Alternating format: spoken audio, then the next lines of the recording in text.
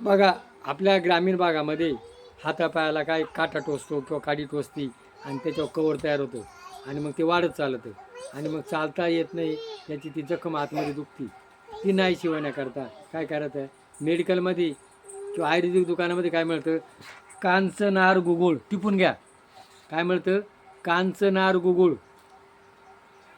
अजून काय घ्या सूर्यप्रकाश तेल किंवा अमृत तेल, अमृत बाम, अमृत अमृत तेल कसं बनवायचं, भीमसेन कापूर, आसपंतारा, वापूर 3 घटक एकत्र केले का त्याचं अमृत तेल तयार होतं, ते 52 रोगाला चालते.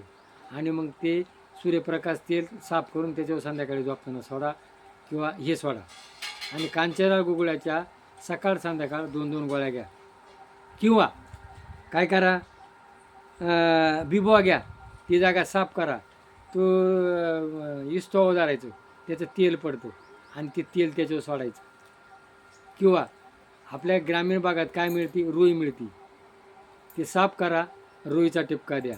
किंवा कांड्याशेर मिळतो, कांड्याशेर आहे ग्रामीण भागामध्ये, ते साफ करा, त्याच्यावर बाह्य उपचार हा कांड्याशेर बाहेरून लावा, बिबवा बाहेरून लावा, सूर्यप्रकाश तेल बाहेरून लावा, अमृत तेल बाहेरूनही लावा, अमृत बाम अमृत तेल आणि गोळाबरोबर 2-2 थेंब खाल्लं तरी चालतं. म्हणजे बघा घरच्या घरी डॉक्टरकडे गेल्यावर डॉक्टर काय म्हणतात, त्याचं ऑपरेशन करावं लागेल, मग त्याला खर्च येतो.